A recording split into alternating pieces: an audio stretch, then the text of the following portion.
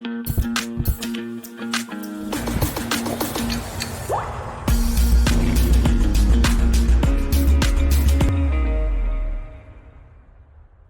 everybody. Welcome to another episode of Chocolate Travels. I'm Joseph with Bean to Bar World, and I'm here with Maria of Mayana Cacao.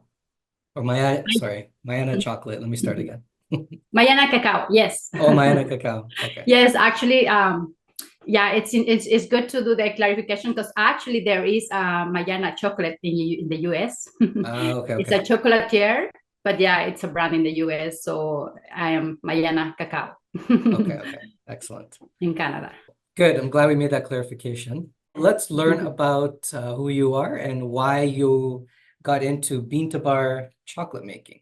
And you have a line of more interesting products, something different than what a lot of other makers produce. So we'll talk about that. Tell us first, how did you come up with the name Mayana? Yes, so Mayana means mother of creation where love is born. Mayana includes several words that have meanings in different languages, all related to the feminine energy. Maya, of course, is in honor to the creators of chocolate. The Maya first taught the world how to make and how to drink chocolate. So when I was little, with my family, we used to do a tour every summer especially in Chiapas, like south of Mexico, but Chiapas mainly. And I remember a time where I was at the top of one of the pyramids in Palenque, and I was feeling very present. I was feeling a strong admiration for what that people built and the legacy that they left us. Later on, I used to play music, and I had my artist name as Maya. And so then later, when I was in Montreal when I started to work on my business project, just the idea, everything together. And When was this? That was back in the end of 2016. Okay.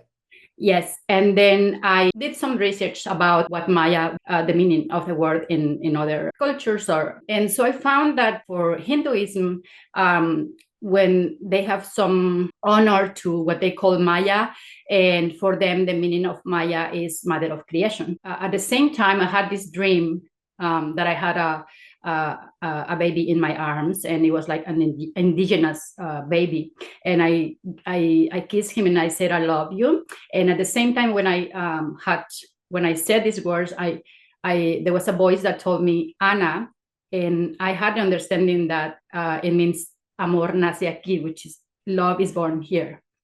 So with that, and it meant for me more like the born of like my new baby, my business, but it was related to indigenous and to my roots and my origin. So it just how it came together. Mother of creation, where love is born.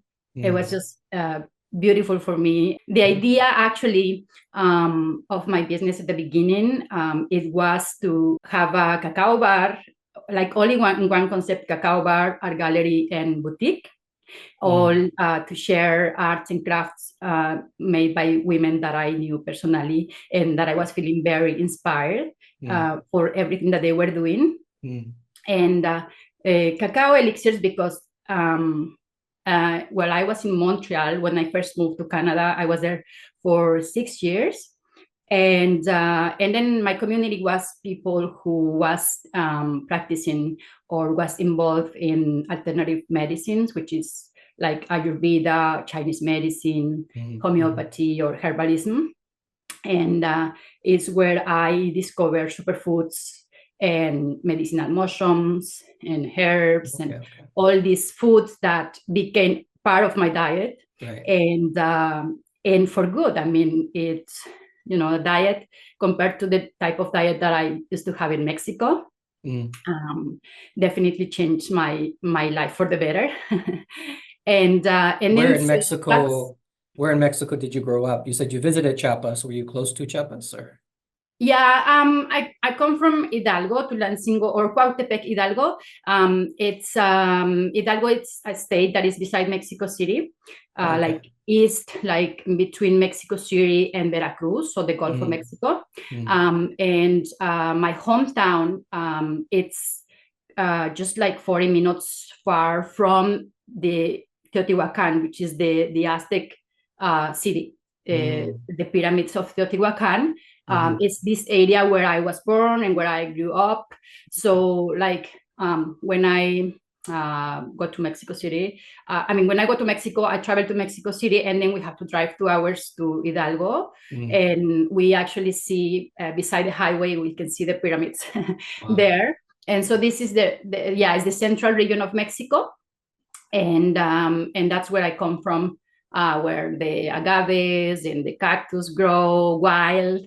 And that's why we have traditional, really dishes, ancient dishes in this region, in this area, all the legacy, the traditions, and that the Aztecs left us. Yeah. And you mentioned that you want to connect more with your ancestors. Is that sort of what you're talking about as far as what you do, the work that you do? Basically, the project, I wanted to share those cacao elixirs that I was consuming myself. Like I was getting in Montreal, I used to shop in a health food store, and I was getting like bulk cacao, mainly from Peru, because they buy bulk from Peru. It's the most common, like in the markets in Canada. Yeah, you buy or from Peru or from Ecuador, like bulk cacao. And then, so that's what I was finding at the grocery store. So I started to make my elixirs, my cacao drinks for me. And then, so I wanted to offer these drinks in my cacao bar. And at the same time, I was moving to Toronto. And so I actually opened a cacao bar in May 2017 in Toronto, in West area. So then I was serving the chocolate, but I was making blends. So I was getting this cacao and powders, like the superfoods and the mushrooms, all in powders. And then I was making the blends, and I was serving them in the cacao bar. And I was there for about 5 months in this location. And that experience actually helped me realize that, okay, I want to make the chocolate myself. And I want to why did you want to go the next step and make the chocolate? Yeah, because I was not finding, first of all, at the same time, I was doing some research, and I learned a lot about the history of chocolate, and all started in Mexico. And I was like, the highest, like best quality of cacao coming from Soconusco, and all this you see in these books about the history of chocolate. And I'm like, why we don't know? Why as a Mexican, that's what I was gonna say. Yeah, you didn't know that growing up. No, exactly. And like, I grew up in a farm. My dad always cultivate corn and barley. He sells still cultivates barley, and he sells the malt to barley to make beer, Corona beer. And so anyway, I always grew up eating like produce that wild and cultivated from my area. But I didn't know about the cultivation of cacao. I didn't know about this crop, or coffee. I didn't know that. I realized that I wanted to focus in making chocolate, and I wanted to dedicate to make chocolate, and that way I couldn't have a retail shop. So I basically closed the shop in the end of 2017. I'm sorry, why did you feel like you couldn't have the retail shop if you wanted to make chocolate? Just didn't have the time? Yeah, it's too much. Like, a retail shop is one business, and then if I wanted to make my chocolate, it's another business. And I actually all doing it on my own. It's just like, no, I couldn't. I was not going to enjoy it that way. So it was not going to be possible. And so I wanted to dedicate my time and my energy just to make it, right? So then I went straight to Tapachula, Chiapas, Soconusco, I wanted to know all this area. I wanted to meet the producers. And so I did it. I took my mom with me at that trip. We went at the beginning of 2018, contact a co-op that represents coffee producers and cacao producers.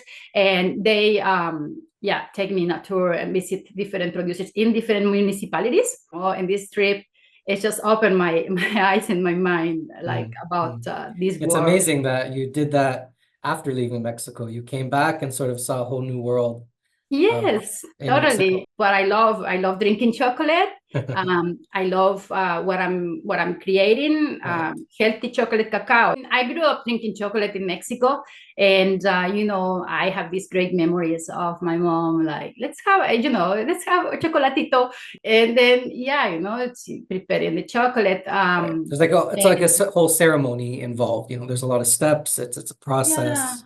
it's Yeah. sharing. It's sharing with someone and having a conversation around a cup of chocolate. You know, Right. it's It's great. like how some cultures have sort of coffee in a more social, ceremonial aspect, as opposed to just grabbing something to go and chugging it.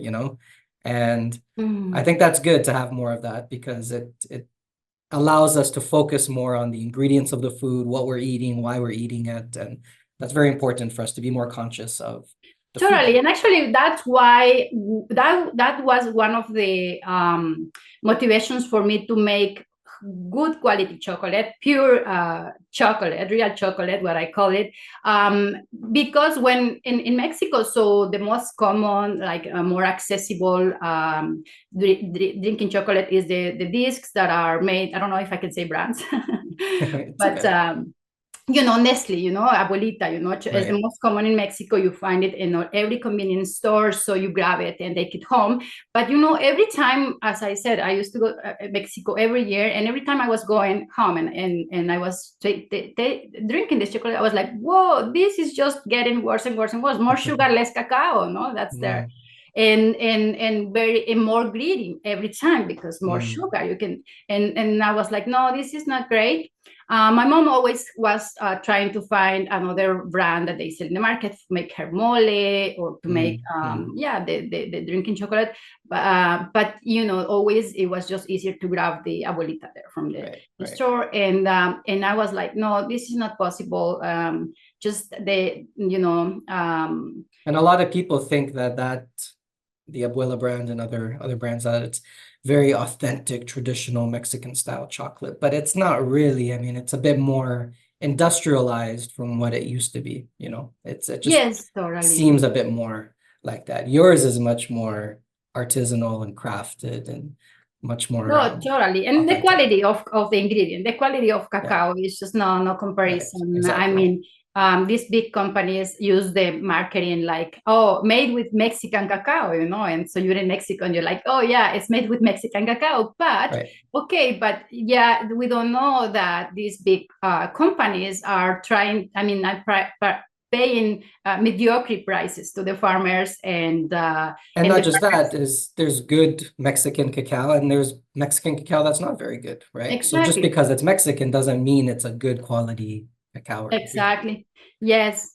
Yeah. So tell me a bit more. On your website, you talk about making better chocolate for the consumer. So we're touching on that now. So how does your chocolate, your elixirs, how does that differ from what people can buy, in the grocery stores? Yeah. So first of all, as I said, my chocolate is at least 80% cacao. So the elixirs that are Okay. contain other ingredients. I also sell 100% cacao because that's what I want to offer, something that I know that is good for you. Right. I'm not doing this just for business, I'm doing what I love. I'm doing offering what I love to consume myself. I know that is good for you. So if I'm telling you this is an 80% cacao and 10% coffee, because it's the mocha, for example, which is the lowest percentage. First of all, is that like I'm making chocolate that actually is sugar free Right. because then when you prepare it as is drinking chocolate, then you can add sweetener to your taste, right? But Exactly. me personally, I don't consume much sugar, very little, and I just find it works for my health.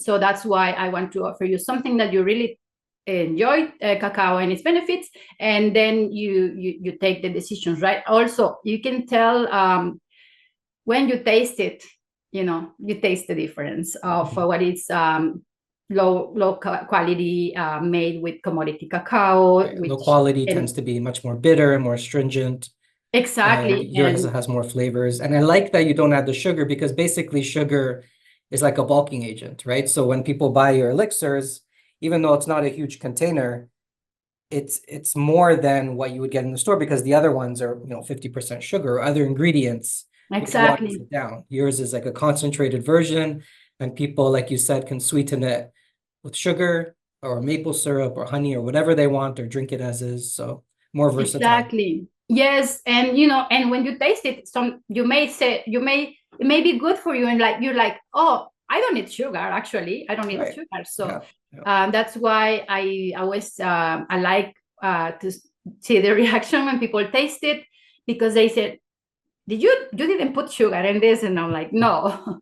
Right. Because they are used to taste a strong, a bold taste of like bitter. Yes, yes. Bitter, maybe burnt, over roasted. Exactly. Yeah. And with my chocolate, I try to it's always learning, but like improve my knowledge Mhm. about chocolate making, because I want to make something that we get the good taste but also good quality, and that still we preserve the benefits of the healthy benefits of cacao. Right.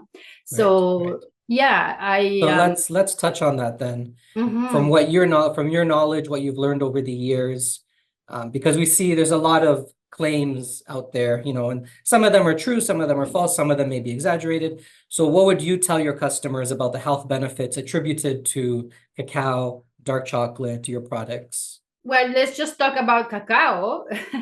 I mean, and then beside all the other ingredients that are in my chocolate, is just Okay, yeah, medicinal yeah. Let's ingredients. focus on just cacao first. Yeah, but let's say cacao, it's like, first of all, it's one of the most potent natural antioxidants. It's packed with polyphenols and flavonoids, which have helped defend the body from chronic diseases. Right. Yeah, it Cacao. is one of the highest. I think the only thing higher they say is tea, but that's if you eat the tea leaves, and we don't actually eat the tea leaves. So yeah, like you said, cacao and chocolate is one of the highest in antioxidant Yes, capacity. it's a precious food because of that, because it's just the Mm, highest source of these antioxidants that are antioxidants and anti-inflammatory. So really, mm, like it supports, prevents help you prevent cardiovascular disease, like even have support. It's functional, so it has also support, like some people in treatment with cancer, and mm. that's because of the antioxidants and anti-inflammatory benefits. Right. Right. I think the Now, point is that people think of chocolate as junk food, right? But something like this where there's no sugar or it's a dark chocolate, you don't have to think about it that way. It's just like other good foods, nuts. There's antioxidants, there's minerals, there's a lot of health benefits like many foods, right? absolutely. I mean, the higher the content of cacao, the better. I mean, Right. the benefits are in the nutrients, the antioxidants are in the dark part, the solids of cacao. So the higher the percentage of cacao, the better. That's why I like to use the word cacao, and this is also, I think, relevant, like important to mention that. Mm, So our ancestors, so the Mesoamerican civilizations call it cacao, and then when the Spaniards came to colonize, they call it chocolate, right? So, but it's the same thing, right. and I like to call it cacao personally, because and we talk about cacao, we refer to cacao because, yeah, nowadays we associate chocolate with the candy bar, or Right. Right. so Right. yeah, with the treat and the candy bar and the sweet, uh you know um Mm-hmm.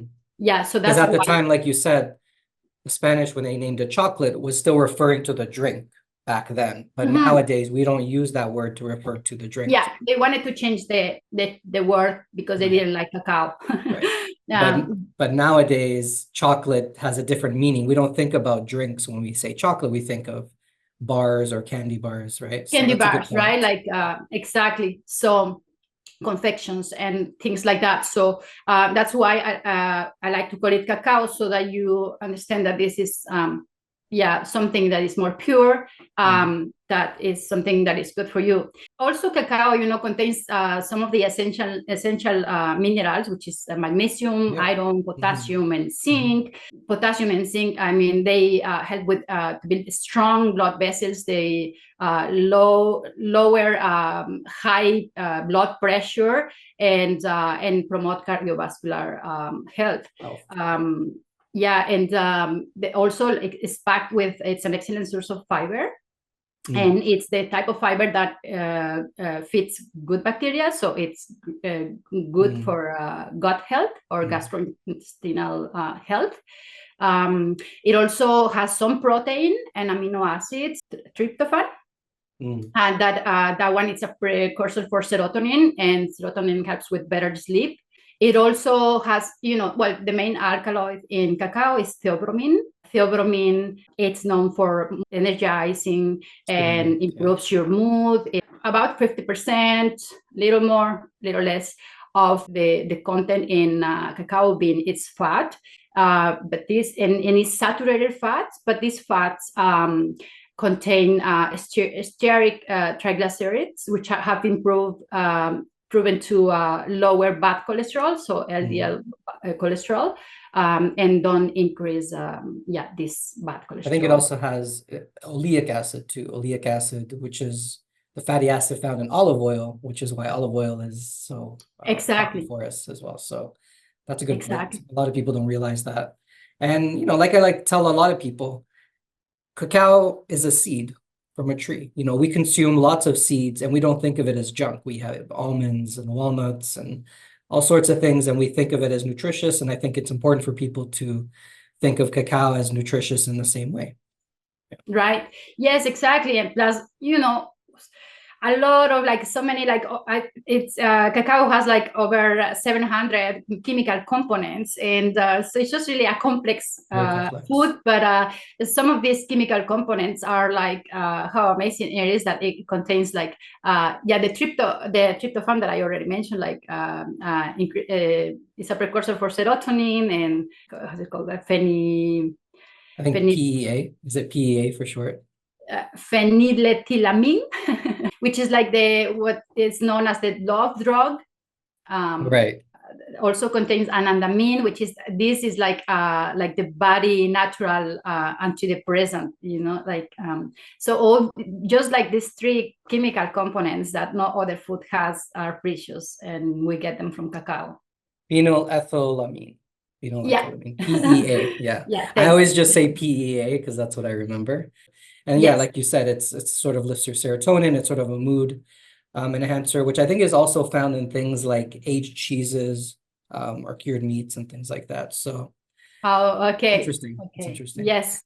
Yeah. So that's why, in general, it's really a food that it's a whole food that gives us all these amazing health benefits. Right. And even bringing it back to Mexico, in the history of chocolate, that book, I think they mentioned that the Aztecs even would say that the drinking cacao would give you enough energy to go all day. That's what they were. Yes, it's packed with energy. It's really sustaining, right? It really makes you feel satisfied, full for a while. Right. And so they were imagine all these long distance merchants at that time walking distances. They used to walk from Soconusco, bringing all the cacao in their bags and other foods and other things from the south to the central region of Mexico, to the Teotihuacan, which was the Mexicas or the Aztecs, where they were making the chocolate, and all these long distance merchants were walking distances that now driving it's about 15 hours driving. So imagine all the adventures, all that they had to go through, walking, and they say that just drinking this thing, it could get you going for all day, without eating anything else. So that's why, they knew that there was something special. For people who like coffee, and maybe they don't want the negative effects of coffee. Some people, it's a bit too stimulating. There's some side effects, whereas chocolate is a bit more gentle. in that sense. Yes, exactly. It's gentle energy. Yes, that's right. Yeah, because it doesn't hit your nervous system. That's like caffeine does. Right. It goes more in your blood. Yeah. Wonderful. Mm-hmm. What do you think as far as consuming chocolate every day? Some people that sounds like a bad idea, but what do you think? Do you think you could be a healthy person and consume chocolate once a day? Every day? Totally. I think, yeah, please add it to your daily diet. At least have a cup in the morning to start your day, and you will just feel, happy. You will focus, you will feel more alert, and at the same time relax. So Right. if all of us will feel this energy and doing things, with good mood, in a good mood, yeah, definitely it's good for you and good for all. Especially, like, as I said, my chocolate, that's only cacao. But then let's talk about, like, I add the functional mushrooms, or if you drink Right. the You have the mushroom superfood. elixir. Yeah, then there's the 5 mushrooms elixir, which is the reishi, chaga, turkite, lion's mane, and cordyceps. You have in 1 or 2 cups, you have the daily dose recommended of these functional mushrooms, and it's just promotes your overall health. It's gonna boost your immune system, and so having in delicious cup of hot chocolate, why not have it every day in your daily diet? Right. And I did Also, try the mushroom one, and yours is really, really good because I've tried some other mushroom elixirs in the past, and they're just a bit too mushroomy and it's hard to swallow. But yours is beautifully balanced with the cacao. Thank Really, you. really good. Thank you. So for any of my recipes, I have to do research about those other these ingredients. I have to know, okay, what's the recommended dose and Right, when right, to add it, so that I create my formulation. right. So that, like, as I said, in 1 or 2 cups a day, you can have your dose recommended. We still are enjoying the benefits without giving Wonderful. something to you that that I'm responsible for, but I'm something to you that is going to be good for you and not affect your health. Of course, like anything, I can't do this like health or medicinal claims, because it depends in everyone conditions. Like, if you are having, always consult your physician, if you're having other medications or treatments. But yes, like, I mean, consuming this regularly, you can see the benefits, let's say, after 2 weeks of consuming something, whatever it is, something regularly. In about 2 weeks after, you start seeing the difference, the results. So, like, yeah. So, yeah. And I said, my personally, and I would say, I drink usually in the mornings. I start, let's say, if I start with the 5 mushrooms, I drink it for, let's say, for a month or for a month, and then I start drinking the superfoods, the maca with maca and lucuma, and then it's good. So you having kind of a break of these ingredients for 1 or 2 weeks, and then you go back again. That's how it is recommended to consume anything like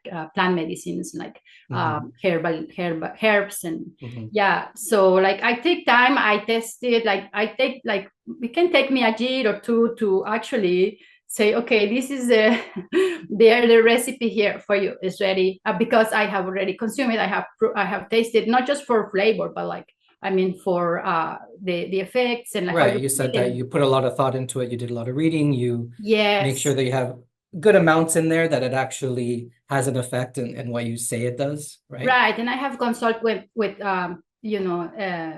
professionals, like, okay, I have consulted with a food scientist, or I have consulted with someone who is doing Ayurveda, or something that is that knows about the medicinal mushrooms, or that knows about the maca and kuma superfoods that I'm using for the chocolate. Right now, I'm developing a recipe with herbs, because I'm consuming the herbs, because I need to add in more of these herbs to my diet. And my partner, we are like, well, like, yeah, we want these herbs. And yeah, of course, in chocolate, what the best, the better, because, yeah, he's like, no, I'm adding it in my egg, some moringa in my egg, but it's not the best. So no, and what the better with that in a cup of chocolate. It's just delicious, and you're having your herbs, that are going to support your immune system, your overall health. Yeah. Yeah, especially if you have something like that in the morning to start your day. It really has an impact on the rest of your day when you have something, totally. when you're eating whole foods in the morning, not a lot of sugar. And it's when you have like a nice hot glass of something too, it just helps not just your physical body, but your mental health as well, just really Definitely. comforting. And anytime, it doesn't have to be cold or rainy, to Yeah, drink exactly. your hot chocolate, just like coffee and tea, even in the summer. I mean, That's a good point. In the summer, people don't stop yeah, drinking hot coffee, right? exactly. So why No, do we stop drinking hot chocolate? exactly, Yeah. and you don't have to drink it too hot. Like, I mean, I like to prepare it in the milk frother. The milk frother is just really practical because it's just perfect temperature. It's not too hot. It's just warm enough that you enjoy it.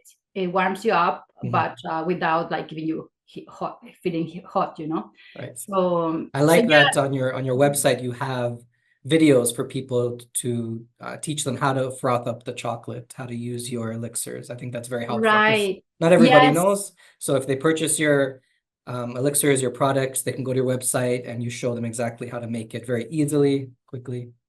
Yes, that was important for me since the beginning, and I actually had to do some little updates in the formation of these videos. But yeah, in general, I'm happy with those videos, and I just wanted to show you that you can make a delicious cup of chocolate because is it true that the foam, make it foamy, make it velvety and foamy, just because you're making sure that there is this blend of all the ingredients with the liquid that you use. You can use your favorite type of milk or alternative milk, or water, but like just make sure that you emulsify very nicely the fat, the cocoa, the cacao, and with the liquid, and that's just gonna taste the texture of it and the temperature. All this is gonna make it very enjoyable. People don't think about texture in their drinks. They think about texture in food, but texture is very important, especially in chocolate, right? That's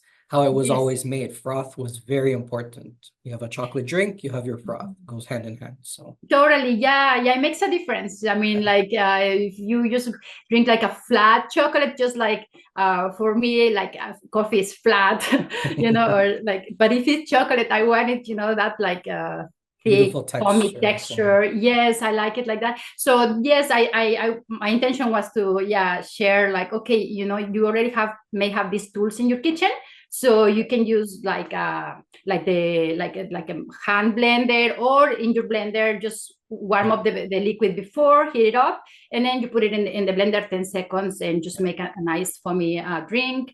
And the milk frother, when I discovered that with the milk frother I could prepare my chocolate, it was just perfect because you just put all the ingredients there, and in 1 minute it's ready. It's foamy, velvety drink, and perfect temperature. So I like that.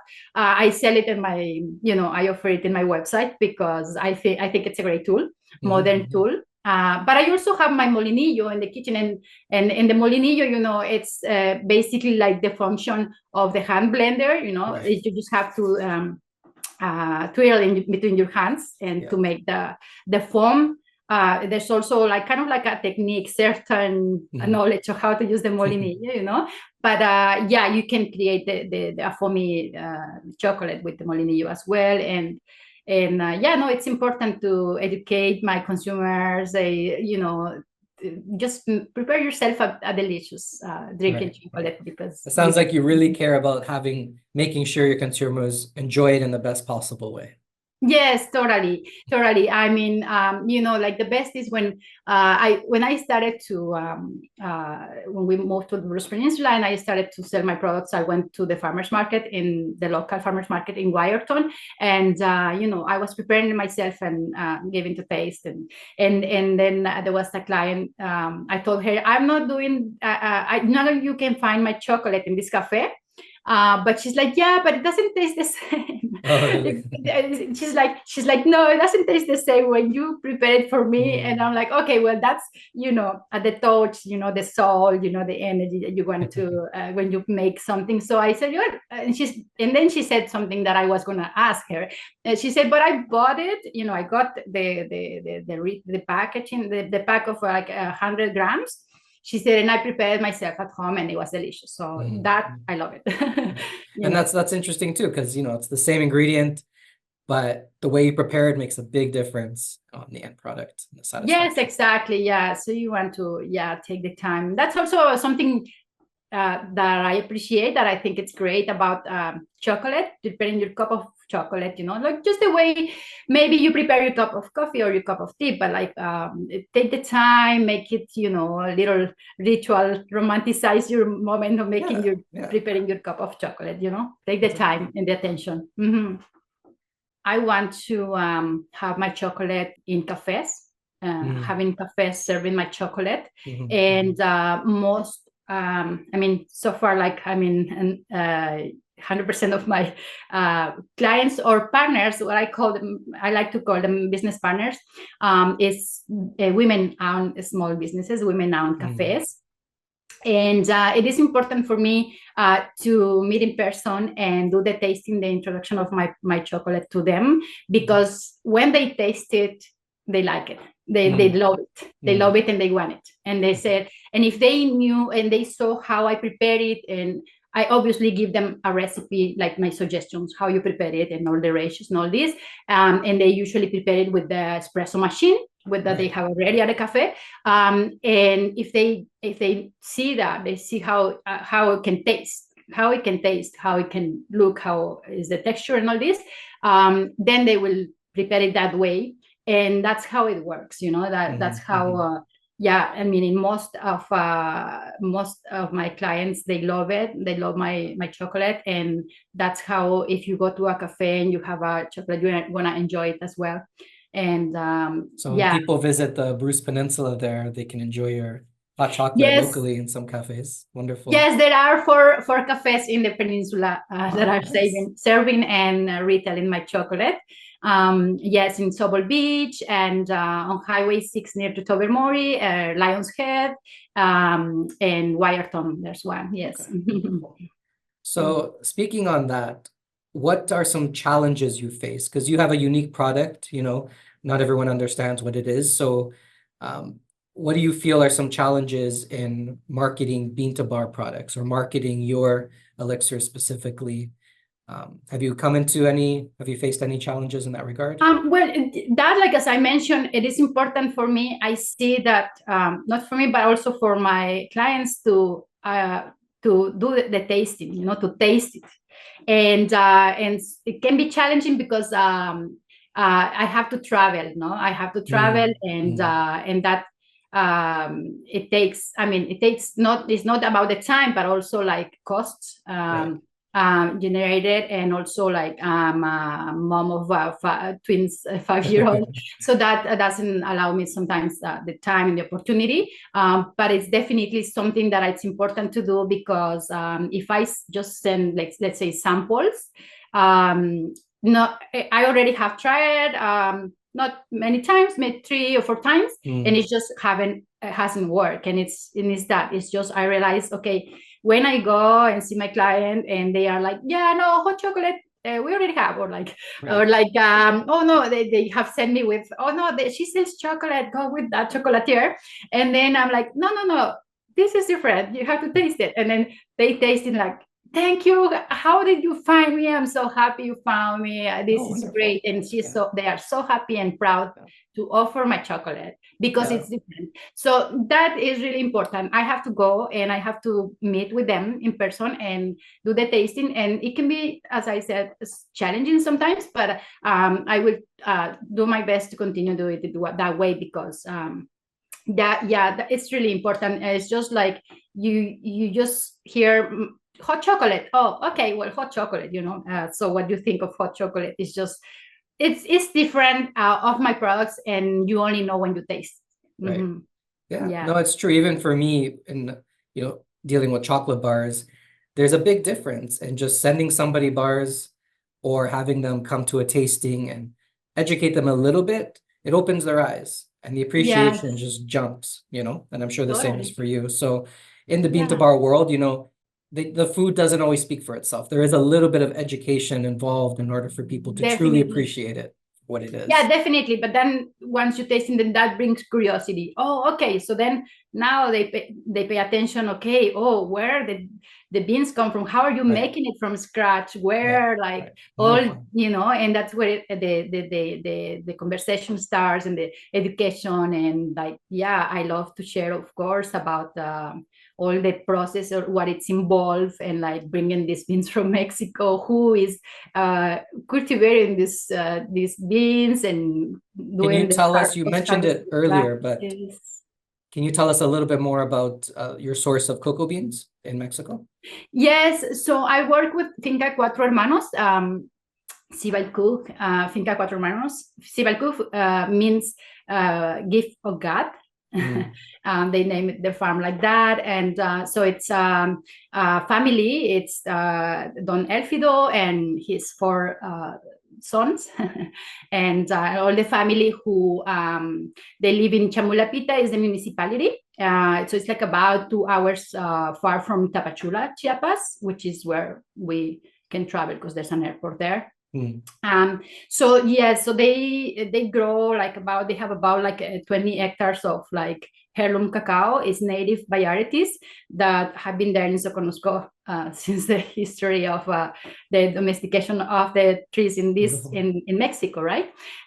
So it's the trees that were first called criollo because the quality of these beans is just so great that they are low in tannin, so like the flavors it's not actually bitter. Right. Actually there's something there that um, I've been learning some Nahuatl, which is the language of the Aztecs, in chocolate. Well, that's a theory that the word chocolate came from chocolate, which is how the Aztecs were calling chocolate, which is it means actually not bitter but sour water, and Ah, and yeah, and so I think that these beans couldn't have tasted bitter. They are mm, acidic, citrusy. Like mm, this is a natural flavor of these beans that if they were not processing as like the way we do now, they were not really producing this acidity. So right, probably drinking a chocolate, a cup, it was tasting a little sour,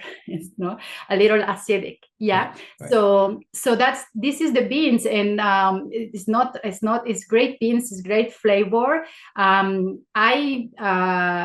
I since I met them, I contact them. I said, yeah, let's work directly because I'm interested that you get the benefit. Like, I mean, I want to treat with Mm, you because as Mexicans, it's also very easy to have communication. We share the same culture, the right, same language. So, right. so since the beginning, we feel like connected. I like as I said, I also grew up knowing how to cultivate the land, like the farm, like how our food grows and where it comes from. So we have this easy communication Right.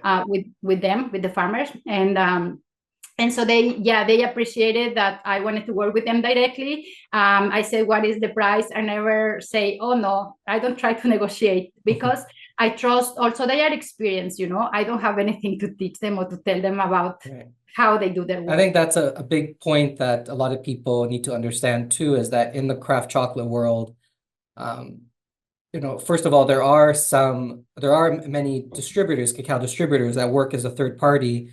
And that's good too. They do a lot of good as well. But obviously, ultimately, more transparency, the best is a direct relationship, from the producer Definitely, to the maker. So that's really good as definitely. well. And another thing is that, there's a lot of negotiation, especially in the bulk cacao market, where farmers don't even have any negotiating power, right? But Yeah, in the they don't have craft a world, say. like you said, like there's other makers just like you who they say, you tell me what is fair for you, I'll buy the beans and I'll make it work on my end. Right. And I think that's wonderful to hear that you're able to do that it's possible to do that. And I think it's Yes. important for consumers to know that that goes on. Yes, that's why, I mean, it's important to share all this and to be transparent, and where the beans are coming from, and that I'm trading directly with them, because it's in a way to, okay, this is not some, I'm offering you something of quality, and the value is actually historical. That's why it's important to share all this information, where the beans come from, and exactly, like, it's easy for me because I'm trading directly with them. So there's no like middleman, there's no, and so I know very well the beans, I know very well the farmer, I know very well where these beans come from, and I value those beans in that way. I value also my work and my chocolate, and I think consumers value if they see it. Yeah. So People who yeah, appreciate it can see that, and they can taste it exactly. as well. Yeah, Definitely. definitely. Yeah, no, I'm proud to work with them. Every time they're gonna send me the shipment of beans, I try to do things super easy for them. I know the conditions where they live, like they don't live near to the city, they don't know about paperwork and all that. Right. I mean, Elfido, like the Elfido Junior, he's an agronomist, and he knows, like, yeah, all those like paper documents. He learned, actually, like the first time they sent me the first shipment back in 2020, in 2023. No, 2022. Actually, the end of 2021. That was the first one, and that was the first time that they exported beans. So exported out of Mexico. Right. So And that's exciting for them too, especially that they have that oh skill yes, now to export. definitely, That's very important for a definitely. farmer to have the ability. Definitely. And I try to put things simple for them. Like I said, okay, I did my research and all this, and I say, you have to go there. There's an advantage that we have in this region of Mexico, because the customs office, the customs are near the border, because this region is close to the border with Guatemala. So customs is there, so they have to go there to do the phytosanitary certifications, and do the paperwork with customs there. But then they get the permit for export. But I said, okay, this is the documentation. They need this, that. You just sign it, print it, and take it. And so, like, yeah, if there's any cost associated with like all the, let's say, the bags where they're gonna put the beans, the transportation, the gas, the people who help to pack the beans, all that I incur in this cost. I cover this cost because I don't want them to, I know how it is. I'm paying the price for the beans that they say it is, and besides that, okay, the logistics, I have to pay for that. So, but yeah, and that's a good point too, so people understand the reason why your product costs what it does is, one is the quality in the ingredients. It takes more effort to produce that, and two, a lot of these fees and costs that people don't realize that you are taking on, or maybe the farmers take on, and things like that. So yeah, absolutely. It's just the farmer and I, and I'm in charge of that. Logistics. Wonderful. I work directly with the courier, and then I have to try to negotiate with the courier, like how the shipping costs and all this, and cover all this. So still. That's a lot of work. That's another job. But it's rewarding, no? In the end, I know what I'm doing. I know everything about my beans, and when I get them here and they arrive pretty fast, and when I arrive safe, I'm like, yeah, we're doing good. Thank you for sharing all that. It's really nice to know, and people do need to hear that, to know what's going on in the background as well. Exactly. So tell us now then, what is your current line of products? You mentioned the 5-mushroom elixir. What are the other ones that you have right now? Yes, so for cacao elixirs, I have like 4 that are the base. Like, I mean, I love all the 4 recipes, and I think I don't need more recipes, at least for now, so that it's easy for people to digest, to understand, okay, this recipe, have these medicinal mushrooms. I have to learn about the medicinal mushrooms and how it works, what's good for me. The superfoods, have maca, lucuma. What is superfoods? What are the benefits for me, drinking this superfoods elixir? And the mocha, which is, the 2 most loved flavors. I had to make a mocha. The coffee that I add in the mocha. It's 100% Arabica coffee. It comes from Finca Irlanda, also from the same region in Soconusco, which is great quality. The spicy, of course, one of the original recipes, by my ancestors, the Mexicans, the Aztecs, with chili. It's chile de árbol. I call it cayenne because it's the type of the cayennes. It's just like it doesn't really add flavor, but it adds the heat. Okay. And so it's this chile de árbol that I'm adding. It comes from Mexico, as well as the cinnamon. The cinnamon from Mexico, it's really special. It's sweet. It's a delicious spice. And of course, I had to have my spicy recipe, my version of spicy chocolate. I really like to have these 4 recipes, and especially because, as I said, I'm having cafes serving them. So with this 4 version, it's still enough, to educate the consumer. Okay, what choice? You have these 4 choices. You don't want to have more choices, because it's something that you're just gonna try, you're gonna taste and get to know. And then I started to have like a seasonal release or limited edition. This year I released Xochitl Cacao, which is the flowered chocolate, which is also one of the original recipes by the Aztecs and the Maya too, with local spices and flowers. Zapote. Yes. You tried that one. I like that one. Yeah, that was really nice. I still have some.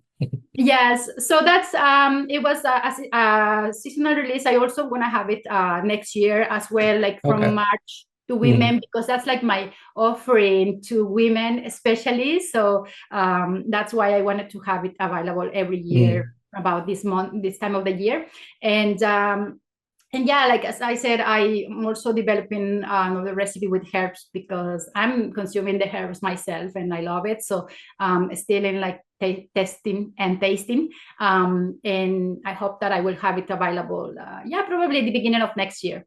Okay. And you also have your just plain dark chocolate, both sort of shaved, and also you have it in, I think, blocks and discs. Yes, exactly. So 100% dark chocolate cacao, pure cacao, because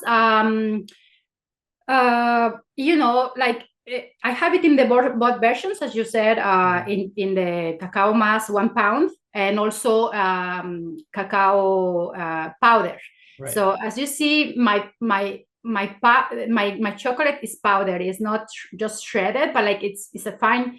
Not fine, but like it's a nice size. It's not cocoa powder like people think of it. It's just in almost like a powdery form. Yeah, I grind it by hand with a couple of tools, of course, that help me. But like it takes me. No, your grind is very nice because I've seen a lot of shaved ones, and yours is like so small and perfect. Exactly, it mixes really well. It's just easy to melt. So you want something that it's easy to melt in the milk frother or whatever. It's just not gonna take you long to melt it because it's just even on like sometimes I like to use the espresso machine, the frother, and the size of yours is really nice because it melts very quickly in there. Totally, in 1 minute it's ready. It's melted, it's blended nicely, and that's why I like this presentation.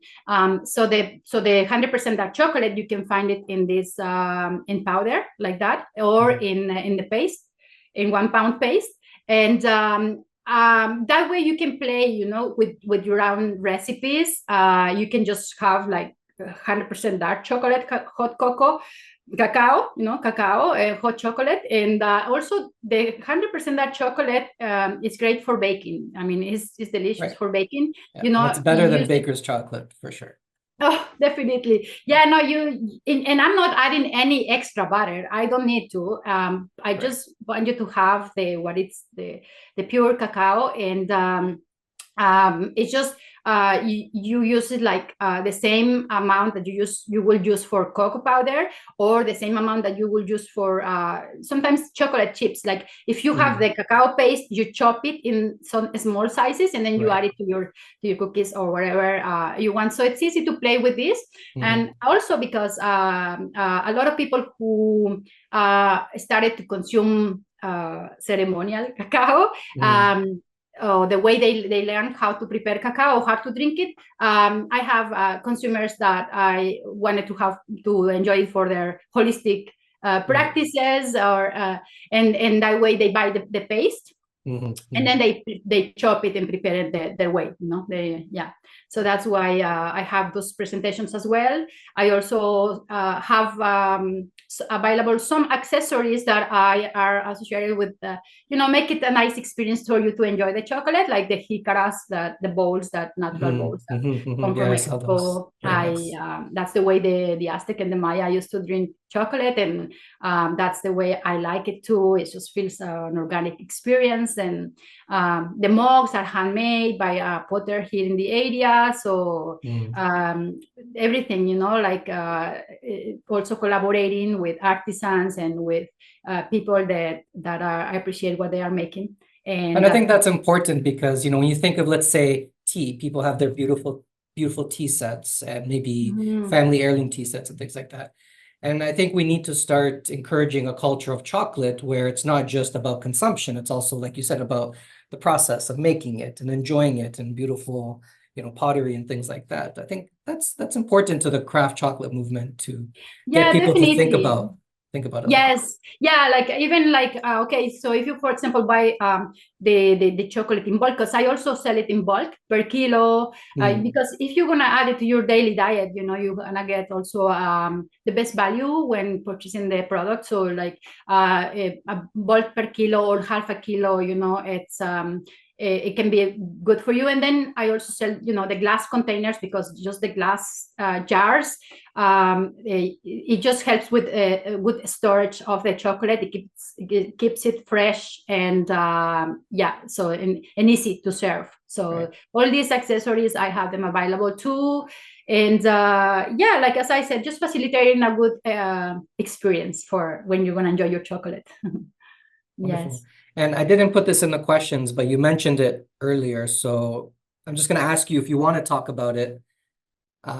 Ceremonial cacao. Did you want to discuss that at all? Do you feel comfortable?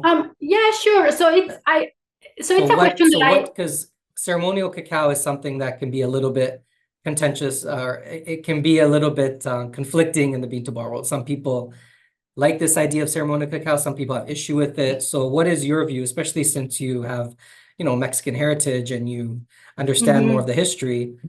What do you have to say about ceremonial cacao today? Yeah, so I get this question often. I'm used to the question. It's a common question for me. If my chocolate is ceremonial. And the first time I heard about ceremonial cacao or cacao ceremonies, it was actually in 2017 in Toronto when I opened my cacao bar. Yes, and then I realized later on, I actually, so it was like they were hosting cacao ceremonies in Toronto. So I went to a cacao ceremony to see what was that about. And to me, it didn't have an impact.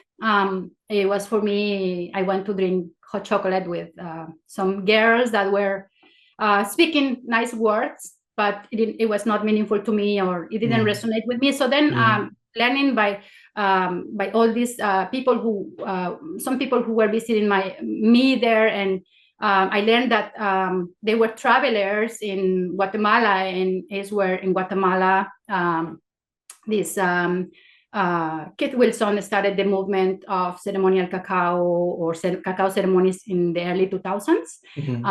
And so the cacao that they were drinking, they were calling it ceremonial grade cacao. But he was actually who started this movement.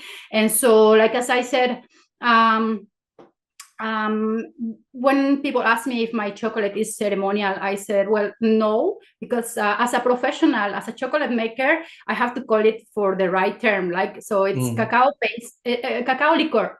We call it also cacao mass because consumers may be confused that if I call it cacao liquor, that there's some alcohol content in it, and it's not. So we can also call it cacao mass. Those are the right terms. And for people who don't know, cacao liquor, cacao mass is basically ground up whole cocoa nib. That's all it is. Yeah. So when when you're grinding the cocoa nibs with the heat and the pressure, it releases the fat, and so it liquefies, and so the liquid form. That's why it's called cacao liquor. And then it's when sort of a middle place between the cocoa nib and the final product is sort of this liquefied mixture. So when it solidifies, then we call it cacao mass, and still can be called cacao liquor. Liquor, even if it's solid form, but it's just pure cacao. Mhm. And then in the market, in the grocery shop, you're gonna maybe see it as cacao paste. And Right. it's the same thing. It's the same product, right? So as a professional, I'm gonna call it for what it is. And I don't. I mean, cacao, ceremonial cacao. Then there is no.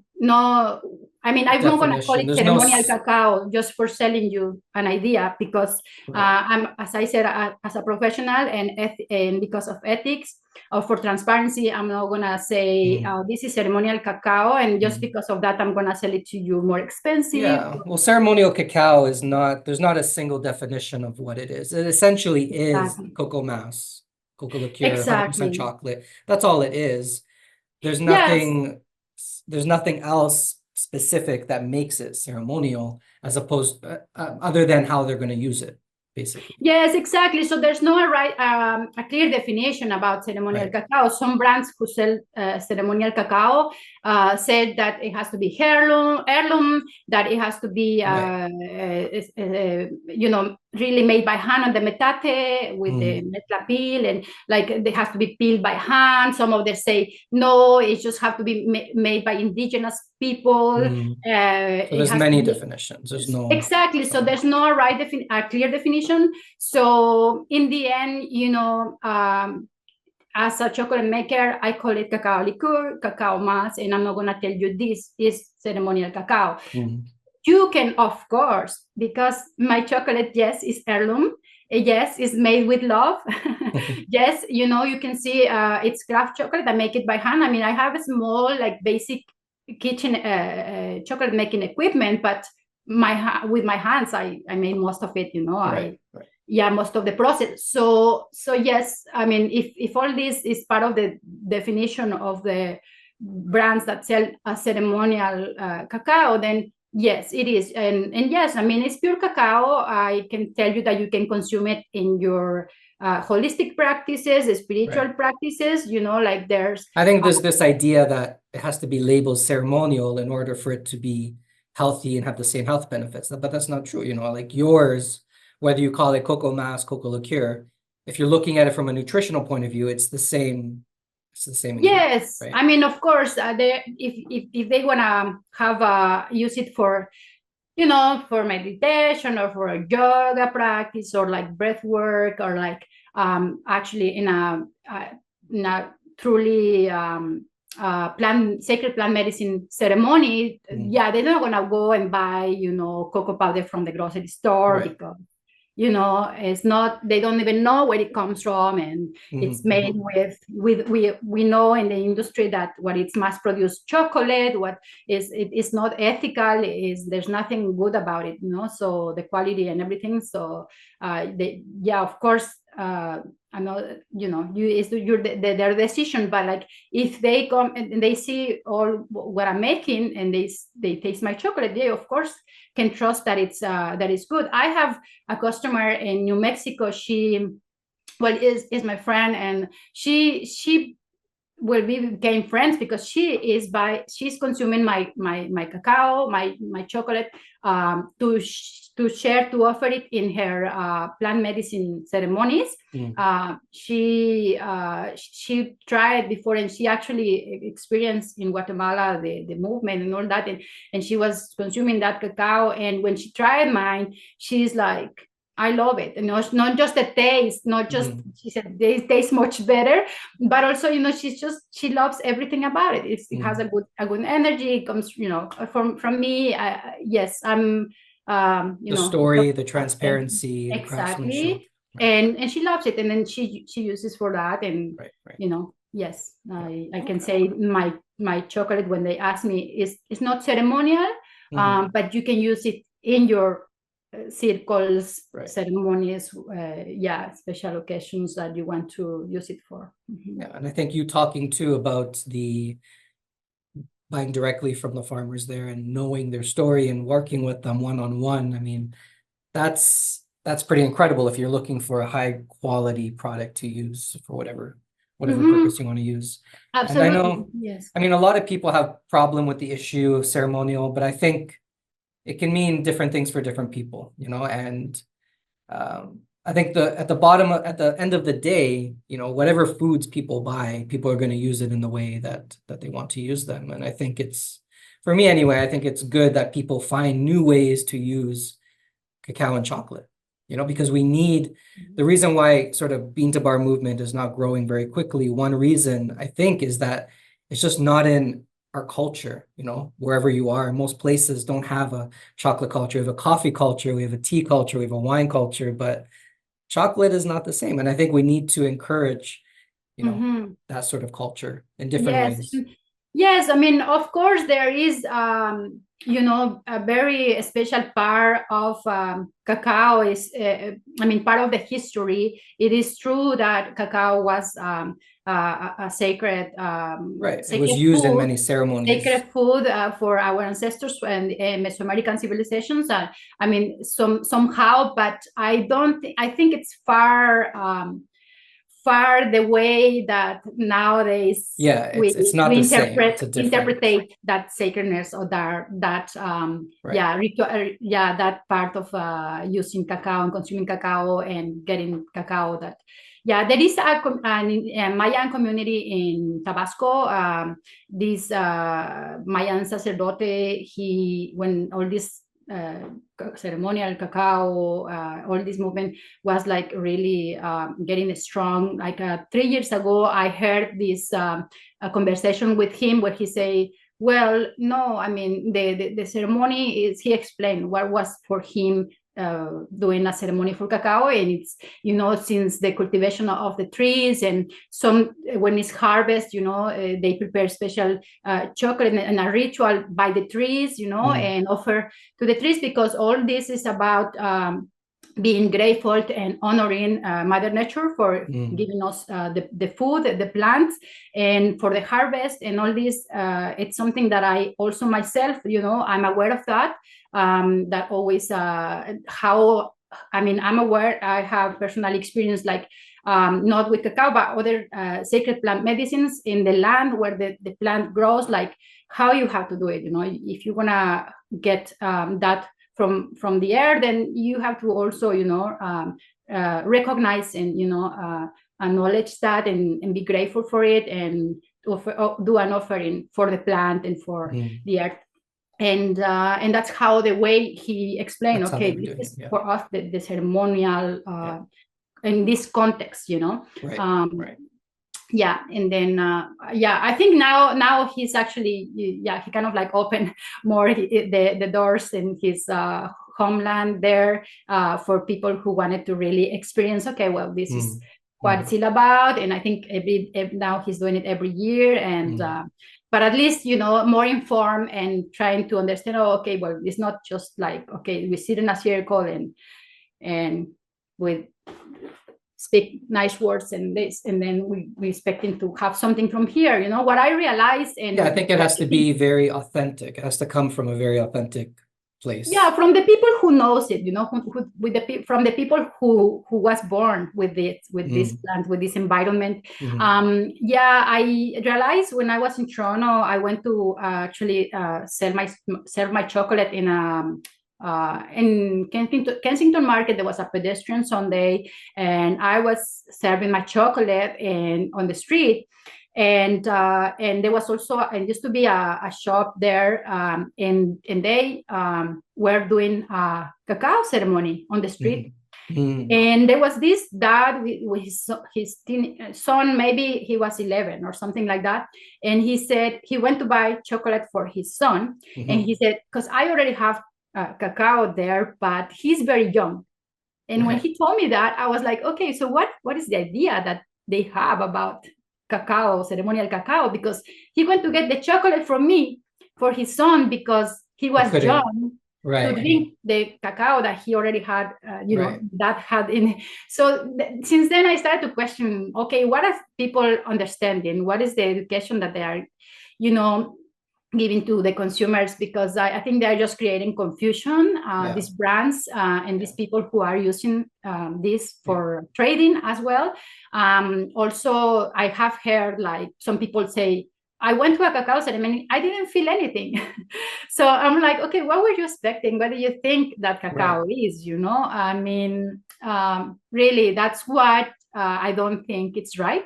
That part, like when there is not honesty and respect, and there's And misinformation. also being educated in the proper way about what it is. Kind of like how I educate people about, bean to bar, fine chocolate. Some people eat it and they're like, that's not what I expected. I don't taste anything, right? So, but I think in ceremonial cacao, because there's issues of culture and spirituality, people can have issue with it, I guess, if Yes. people can get offended because, you maybe misuse something, or maybe some people seem to be doing it in authentic way. I guess it's also kind of similar how, yoga in North America versus yoga in India, some people have Exactly. issue with that versus that, and probably Yes, the same that's idea. right. Yeah, that's right. I think it's just the authenticity. It's just like if you didn't grow with it, it didn't come from, it's part of you, your culture, your way of your lifestyle. If you grow with, especially talking about foods and plants, if you didn't grow with this in this environment, there's a lot that you may not know. Right.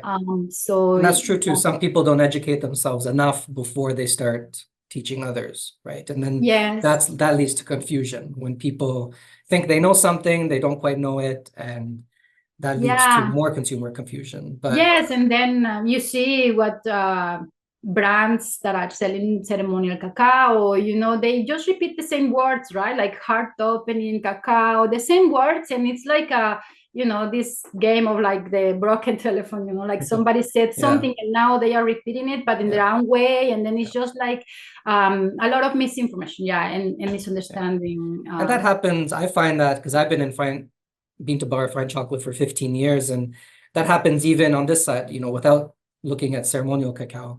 There's a lot of, clickbait information and things that people say over and over again, but nobody really looked at to what it meant or what the definition is. So, that's part of the whole bean to bar cacao industry. There's a lot of confusion, and we just have to do our best to put good education out there, clarify things for people. There's always going to be confusion, but I think the best way to address it is not to get angry, but to just be confident in the information that you're sharing, be knowledgeable. Speak the truth. Whatever And if you don't know, say I don't know. Exactly, right? Recognize when you don't know, and that's what I said. Like as a chocolate maker, I'm making something, and I'm working with cacao, and so I never, I keep learning every time. I'm never gonna stop learning because I want to be educated, and I want to be a trustful resource for consumers, right? Like information what it's about cacao and chocolate, because I want to give the best information that I can. Right. And if, like as you said, acknowledge if you don't know something, you just say, I don't know, and research, right? Go figure it out.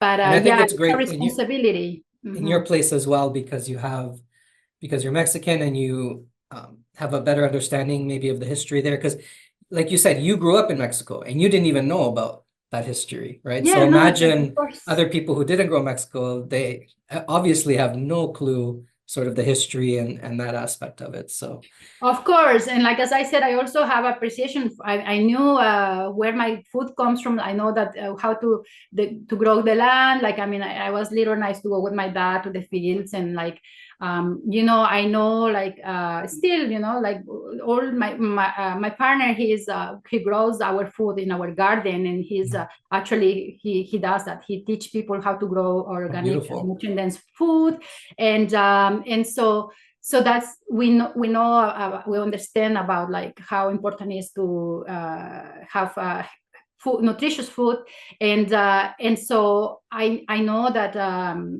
if I'm gonna share about what I know, I'm gonna share about what I know. I'm not gonna also share what I don't really know. So like it's not my thing. So like I wanted to ask, because your twins are about 5 years old now, are they enjoying any of your products yet? Oh, they are cacao lovers. Yeah. They are cacao lovers. They love the nibs. the leaves. Wow, that's Wow, beautiful. they ask me, and like when they are home, because I have my kitchen around the house, so they go sometimes, and like, no, you're not allowed here, but like, we want cacao nibs, and they give me their hands like that. Wow, that's So I'm like, amazing. okay, bring me a little platito, little container, little plate, and then they know, and they love it, and they love it. They're like, Wow. wow, just the nibs like that, and so and when I like empty the melanger, with the just pure cacao, 100% dark chocolate, and they the stone wheels, or like I put it in a tray, and then I say, hey, you want to come? Then is when they are allowed to come. But yeah, they're so happy, Wow. and they start their day with a half a cup of cacao. I mean, they Wow. with sugar free. I don't even have to put maple syrup. I just like 100% dark. We consume vegan milk because I'm lactose intolerant, and my partner used to be vegan for like many years. So we drink like almond or soy or oat milk, and that's how I put the 2 tablespoons of the cacao with 100% dark, and and they have half a cup each. That's how they start their day, and they are happy, and I feel like I'm feeding them well.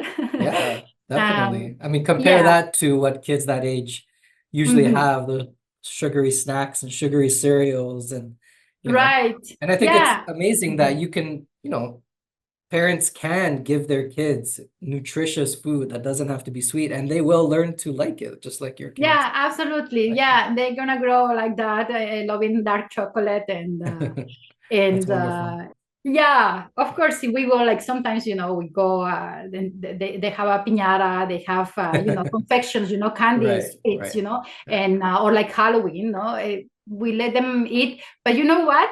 It's so funny, and I love it because now they eat that sweet chocolate. Well, let them have their treats that they got from Halloween or whatever, and they said they now even say it. Mommy makes healthy chocolate. Really? Wow. Yeah, so it's like, well, yeah, they even say mommy makes healthy chocolate, You and I'm need to like, yes, get them, that one is not healthy, so you just need to one. bring them to your markets, and they need to talk to the consumers and teach Right. Yeah. When I used to do the farmers market, they were just 2 years old, and they were with them. me in the trunk of the car behind me. And Yeah. yeah, they were helping to sell chocolate because everyone was like, oh, cute. And yeah, if I give them dark chocolate, 100% dark, they eat it. And, it's as well, it's something that it doesn't taste bad. Like, I mean, it doesn't taste as bad if you were going to have 100% dark bar from the grocery store Exactly. that It's is not the mass same produced thing. chocolate. Yeah. That's going to taste bitter. That's going to taste bad. But Right. this cacao is flavorful, right? Fine cacao, specialty cacao, fine flavor cacao is flavorful, Yeah. actually. It's still intense, but it's not what people think it's going to be compared to industrial Yes, product. Yeah. exactly. Mm-hmm. And tell us now, so where can people purchase your products? How can they connect with you? Where do you ship? Yes, so I have my online shop, and I in my online shop, yeah, you can purchase, and I ship to the US and Canada.